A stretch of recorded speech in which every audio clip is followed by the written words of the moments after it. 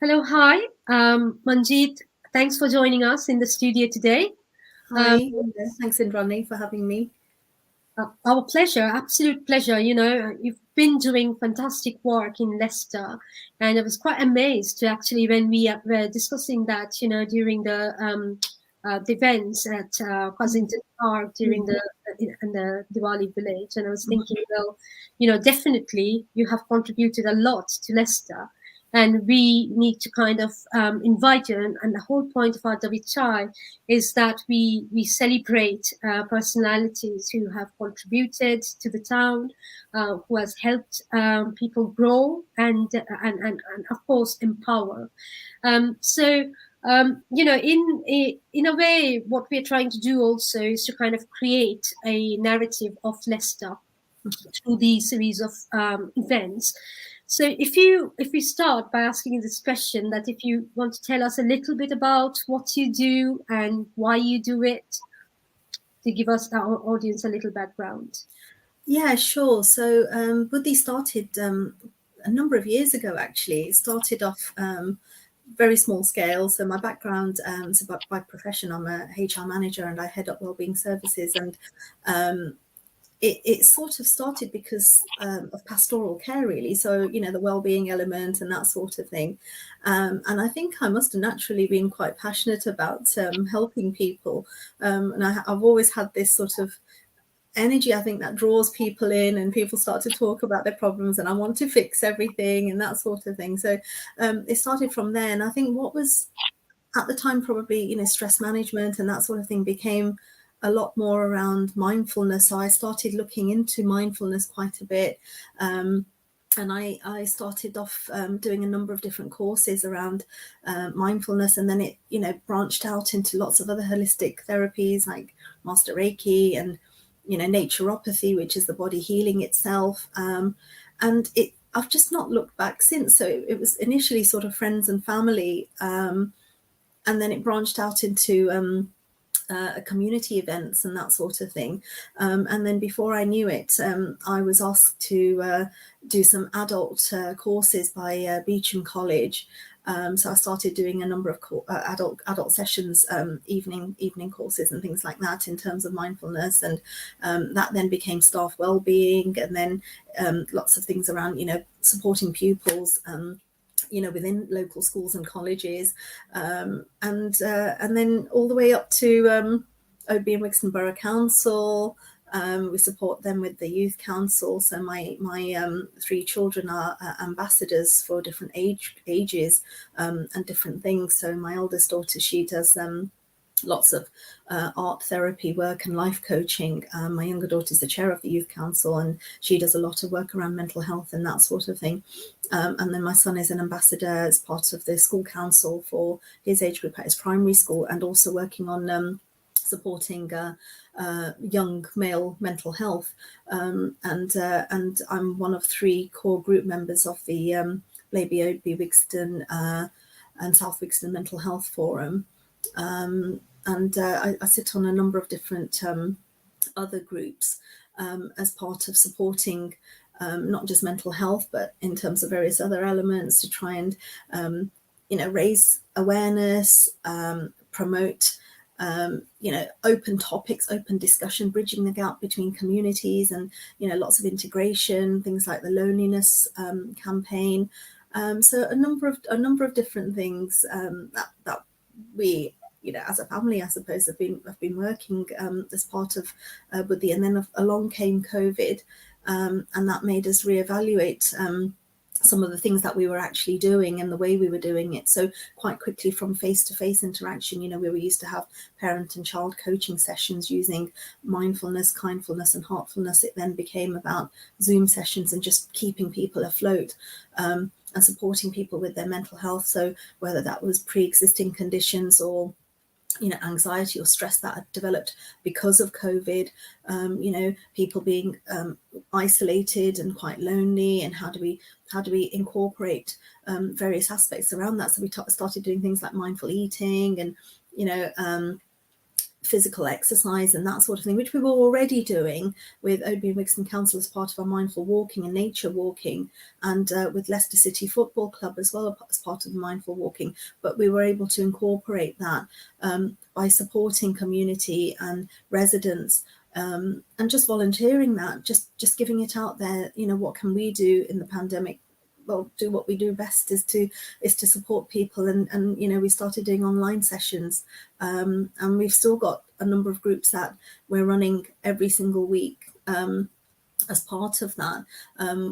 Sort of more recently, I say more recently, probably in the last 15 months, we launched a men's support group, which is quite timely as it's November. So we launched that, and that's been really successful. And as a female facilitator, it's pretty much based on trust, where we have men coming on through all walks of life, requiring different types of assistance, and some of them just want to observe, some want to engage. And the idea behind our group was to be able to just literally sweep the rug and get people to talk about everything they wanted to, not use any analogies, but, you know, raw conversations, whether they were about role reversal, clarity of roles, as they are now because of COVID, where, you know, maybe men are no longer the main provider, you know, the impact that has had on them, what community expectations are, family expectations, toxic masculinity, gender stereotypes, all sorts of things really. And that leads us quite nicely into, obviously this week is anti-bullying campaign, and also some of the work that we do around suicide prevention, you know, going into schools and things, which we've not been able to do the last year or so because of COVID, is to try and address some of these things that have been happening. You know, how do we actually work around suicide prevention? So I've done a lot of accredited work around suicide prevention, been invited to be an inspirational speaker at lots of schools and colleges. And as I mentioned earlier, some of the work that we're doing with the Youth Council, and the Community Safety Partnership team, is to try and address some of these things around hate crime and knife crime. But all the time we're trying to raise awareness and actually work with faiths, councils, local communities, in order to then have that level of integration and understanding with the wider community. And all we ever ask is, please just talk about our work, because if there's just a little bit of difference that we can make to one individual, an extra individual that's coming on board to our sessions, it just means that, you know, we've kind of fulfilled what we're out to do. That's fantastic. And I think that, you know, it's a huge amount of work that you have taken in, and I know that you have been supported by funding initiatives as well, isn't it? So you have been supported by the community funds and from the National Lottery, which is kind of quite prestigious in the sense that you are actually making a difference. So it kind of shows that as well. So, you know, as you were saying, I was just thinking in my mind that, so how long have you been doing this? So it's probably been officially probably about 5-6 years, I'd say, if not more. I'm kind of losing track. And unofficially for a number of years, a lot longer than that, so yes. Yeah. The reason I was thinking of the years is that, you know, mental health or mental wellness has not been in the conversation very long. Like, of course, I mean, it's a kind of a taboo subject, and there is a lot of stigma attached to it. And you know, with the different mental health projects that we are working on, we find that it's still there. You know, and particularly within the South Asian community, there is kind of a resistance, and you know, it's quite hard to penetrate. However, with the pandemic, I believe that people are absorbing the idea and the thought. They're giving it a little thought because possibly they have experienced it more closely, and they have experienced that they are actually going through something. I think so. I think I mean, it makes me remember literally before COVID, I think the year before COVID, we were invited to do a number of sessions, or a number of blocks of sessions at one of the gurudwaras here in Leicester. And they'd commissioned us to do sessions around mental health and, you know, promoting, raising awareness with the older generation to kind of address some of these things, and also in terms of self-care for carers. And it was quite challenging in the sense that literally all the sessions were being delivered in Punjabi, and I pride myself in being quite good in terms of speaking Punjabi quite fluently, but this was on a different level, actually delivering everything in Punjabi. And it was interesting because although at the beginning it was quite challenging in trying to get the older generation to sort of understand mental health and understand, with the support element that's required and all the rest of it, I think the fact that there was the whole issue around stigma and people didn't want to engage, they didn't want to talk, eventually they started to open up about things, people they knew or family members or even themselves. And it ended up after the 6 or 8 sessions that they actually wanted more. So that was a positive. They went back and they asked for us to come again to their wellbeing event, and it was amazing. It was such a positive vibe.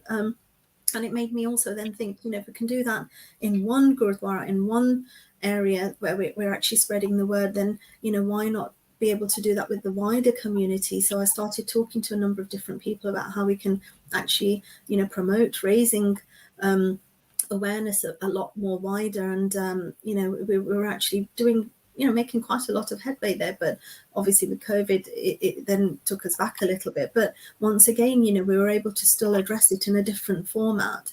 And it's chipping away all the time. It's being that change.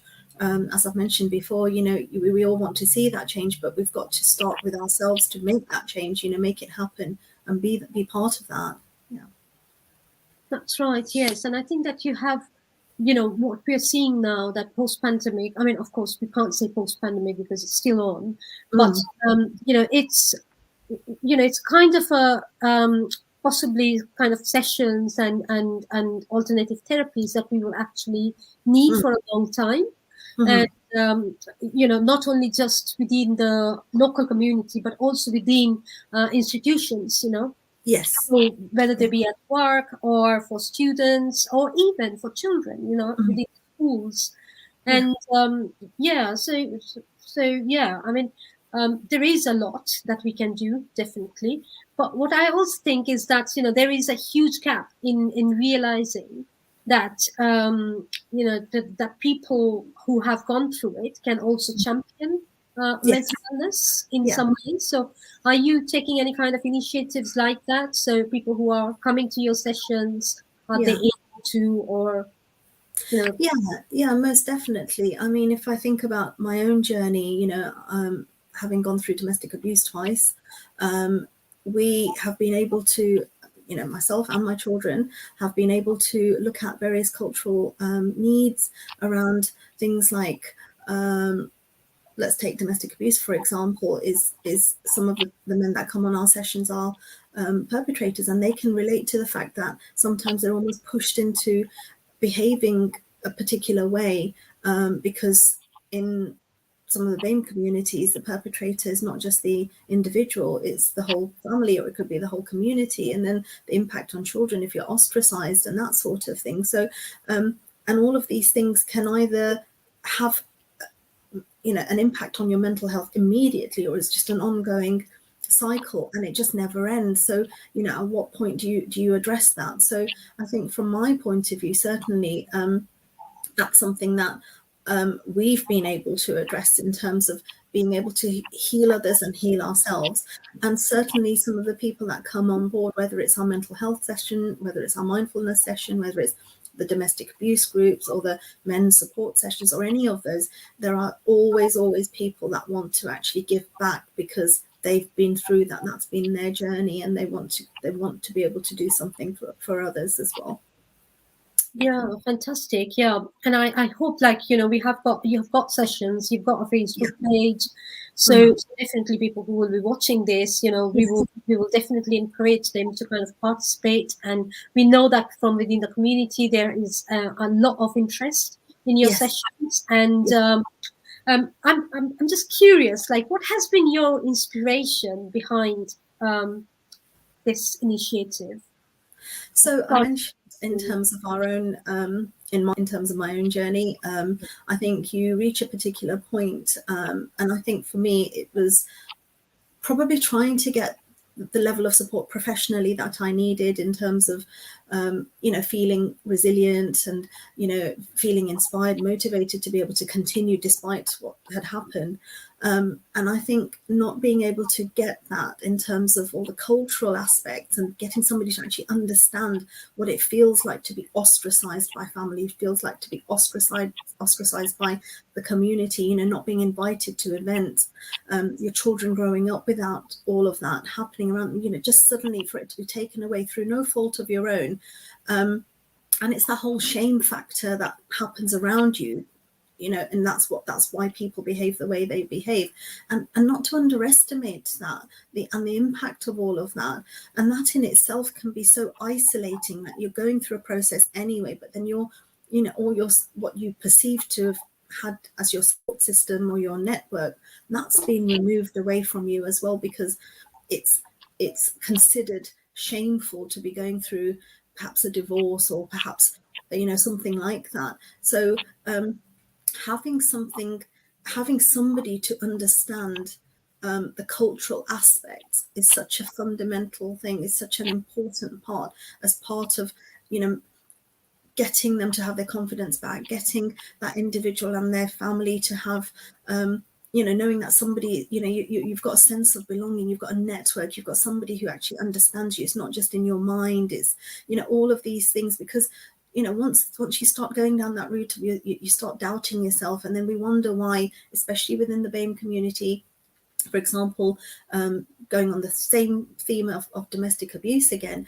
why women tend to go back to the perpetrator is because they don't know anything else, and because their support system has been removed and people are not understanding the cultural aspects. So I think for me to be able to be in a position to say, what, I've been there, I understand it, I do believe you, I know that this does happen, and to not underestimate how isolating it is to have that, and then building up that own little community, knowing that there are other people in that same situation, and you're almost bouncing off each other, you're almost propping each other up. That's the sort of thing that I'm trying to create. And all the various groups that we've got going on is really that people are actually gelling, and they're getting together. And it's obviously because of COVID, it's just been all online, but we still have a lot of banter, and people sort of say, oh, Manjit, you've done this visualization today, and so and so's fallen asleep, or so and so's done this and that. So they're all gelling all the time. They've got each other to kind of support in different ways, but without actually detracting from what they're actually there for in the first place. And I think these factors are so important. Yeah, absolutely. And do you think that you have achieved what you planned to achieve, or you've achieved beyond your expectations as well in some respect? I think sometimes I have a bit of a pinch me moment, because I think your confidence does get knocked when you're going through a process such as that, and you do doubt yourself. But then you think, well, I'm a professional woman, I'm a HR professional, why am I doubting myself? But then as a professional, you're okay, because you're not really being emotive. But as an individual, as a woman who's probably had her confidence knocked, who's probably been told, you're not this and you're not that and you're not the other, you kind of think, well, if I can inspire myself. And I do sometimes look back and I think, actually, you know what, I'm doing it. I am doing what I set out to do. And I lost my father last year. My father, my dad, he was amazing. I mean, in terms of his train of thought, and how liberated his views were and everything else. And I take so much inspiration from my dad, and he was very much a never say never kind of guy. And my mum, she's taught me nothing but be courageous, and you can do it, and you can do anything. Both of them have been really inspiring. And I think having two very strong parents, such as my mum and dad, to inspire me all the time, and to know that even when you feel like you're so broken and you have to scrape yourself up every day and you have no choice but to do that, to know that you can still keep going, and you've got to have that inbuilt resilience. And there are times when we're all human, and there are times when I have my meltdowns as well. I think having that with my dad's legacy to push me even harder, when I pretty much was broken after I lost him, I think that's really, really helped me, and it's made me a lot more stronger to to continue with that legacy, and to, his last words to me were, you've gone through this for a reason. So you've got to now inspire other people to do that. So, use what's happened to help others. And I want to continue to do that. So in answer to your question, I've probably exceeded my own expectations, and I kind of sometimes I'm amazed at that myself, and I think, have I done that? Is it me? And people sort of come up and say, wow, and I think, really, I'm just doing what I'm doing. So it's kind of yes to both and no to both, if that makes sense. But yeah, I think it's just a question to keep going. You're quite passionate about it, and that's in your voice. Yeah. I'm very sorry to know about your dad, but I'm sure that's also what we're saying. There is a kind of resilience that you have taught yourself, and I think that his wish would have been the same, for you to kind of push further, do and grow more. And I think that it's not just what you have achieved, but what also you're giving back to the community. The sessions, the way people, you're changing people's lives, their realizations, their understanding of the whole world, or even empowering them with very positive thoughts, and that's a massive work. So yeah, very well done on that, really. Thank you. Thank you so much. No, it's really good, and I'm particularly, it's another thing that I wanted to ask you regarding, how you have taught your children to be mental health ambassadors, and I believe that that's one of the things possibly you can also take to schools in the future, where we have a society where children know about it and they like to be part of it. Yeah. I think with the children,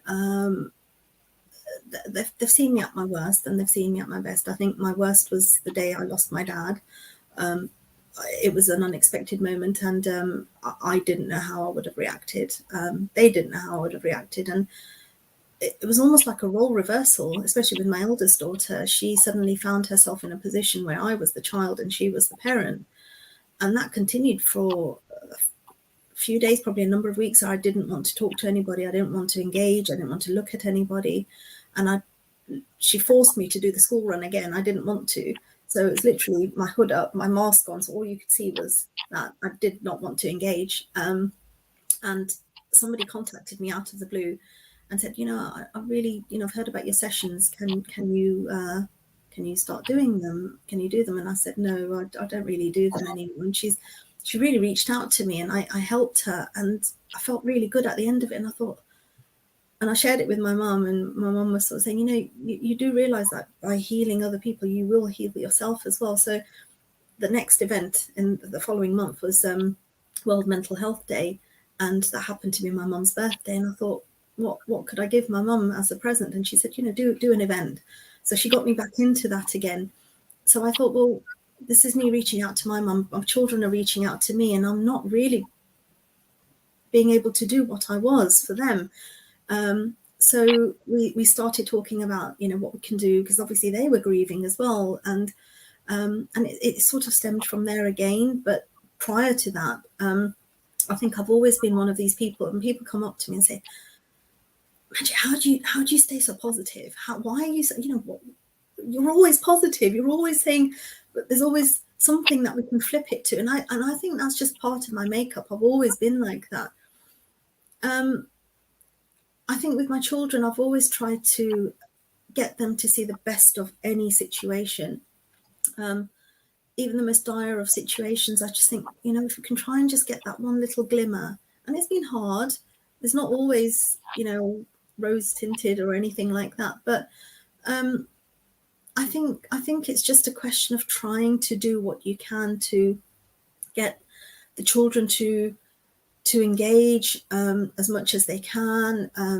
Well, we have a very open relationship where we talk about everything. Sometimes it can be a bit feisty because everybody's got an opinion. But I think it's just really important to get that message out there. And I sometimes look back and I think, all three of my children are part of the youth council.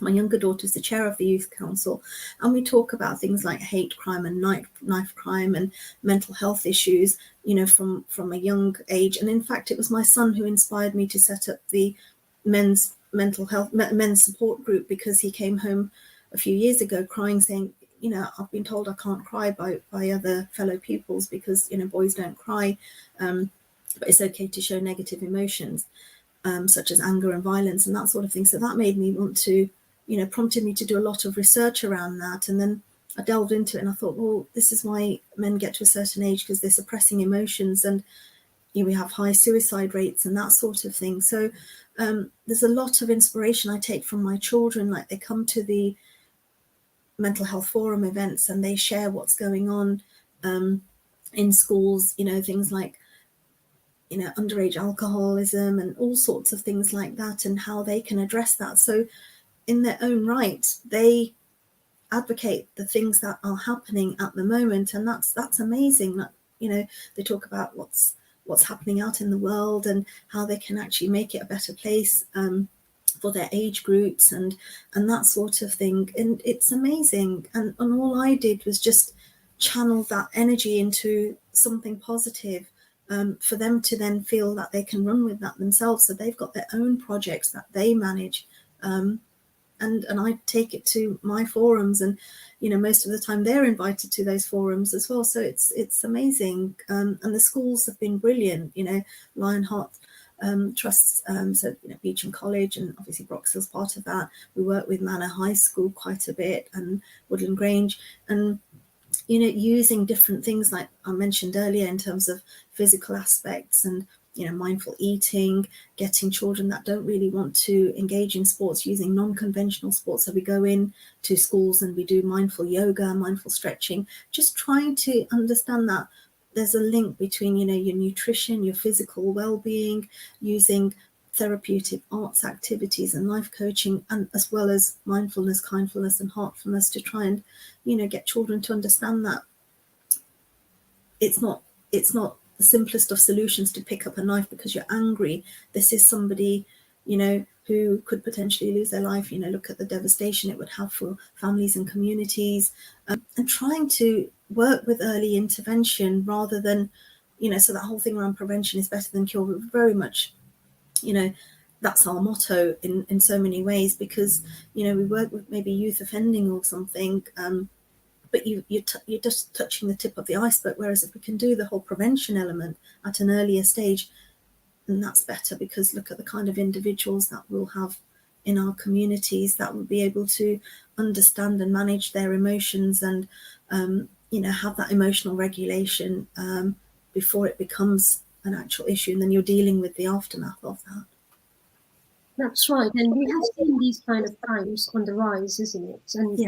And of course, to kind of train children early, possibly from the primary age as well, to get them to think about it more, and it kind of also helps develop their life philosophy, and how they would think, and how as a human being how they should behave. I think just teaching them basic things. You've done a massive work on indeed there, and it's kind of an inspiration for us as well.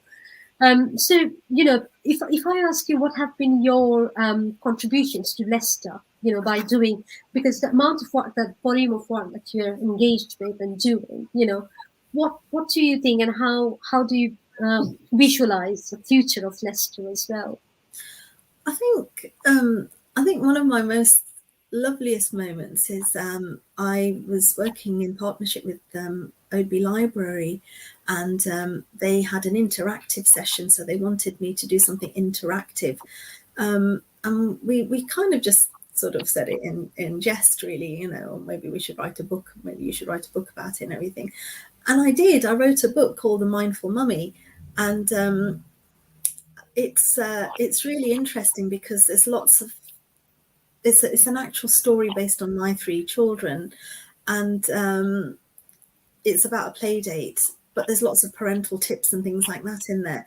But what we used the story for was to have a mindfulness session, a parent and child mindfulness session, at the library itself as part of their interactive storytelling. So we utilized that, but we also then incorporated lots of mindfulness activities, and it was such a success that we ended up doing it a few times over. So that's probably a really inspirational thing, I think, in terms of giving back, but in a very different way. So that was really good. And I think just some of the things I'm trying to do is to raise awareness. Like, for example, our sessions tomorrow are based around, so the men's sessions tomorrow are based around obviously Movember, and also because it's in the lead up to International Men's Day on I think on Friday. So we've got the men's session that's going to incorporate all of those factors around men's health and that sort of thing. So not just men, boys as well. And with it being anti-bullying week, as I mentioned, so we're trying to sort of deal with some of the things around, parking certain issues, letting go of certain issues, and what to park and what to actually deal with in terms of letting go.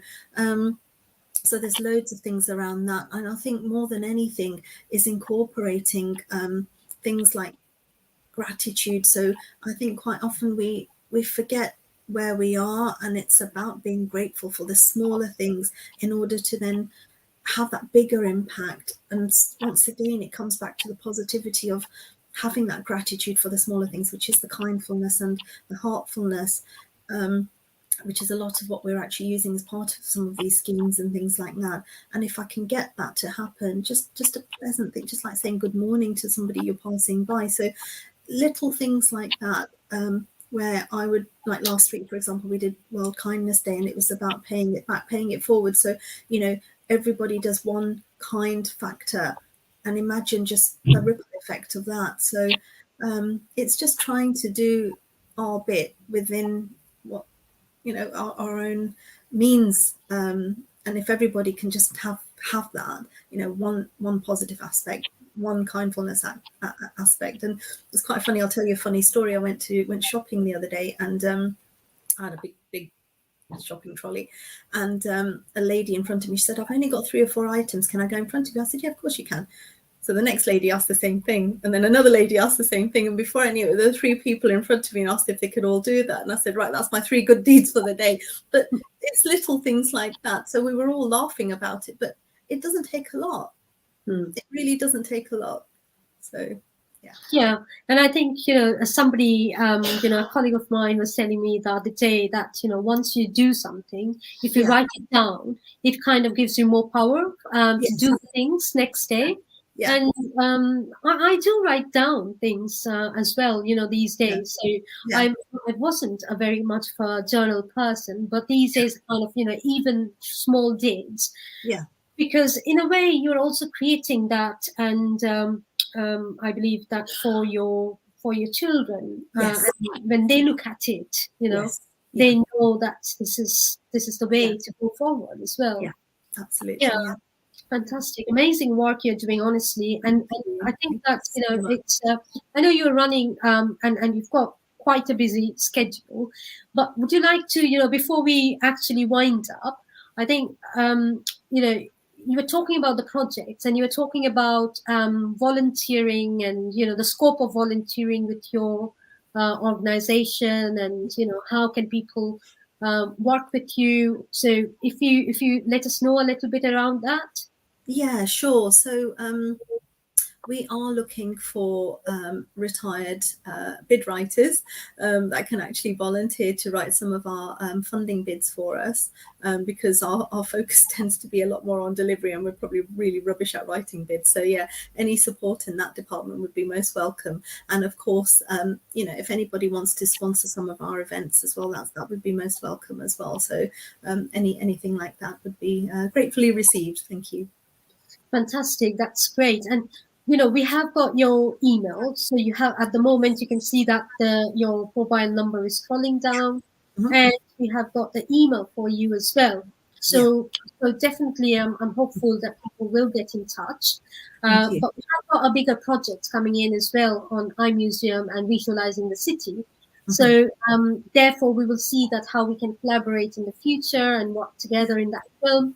But yeah, I mean, we can go forever, because I can see that the amount of work that you have done in yeah, Leicester, and how you're contributing can actually help us with the Eye Museum project as well. yeah. So looking forward to it, and thank you very much for your time indeed today. Thank you so much. Well, And feel free to have a look at our social media channels. So we're on Facebook, we're on Twitter at Buddhi by M, and on Instagram at Buddhi by Manjit as well. So have a look at all our events and things that we've done previously, and just follow us. Yeah, great. Thank you. fantastic. Thank you so Yes, much. thank you very much for your time indeed Thank today. you. Thank I'm you. looking forward to work with you in the future. Yes, me too. Thanks.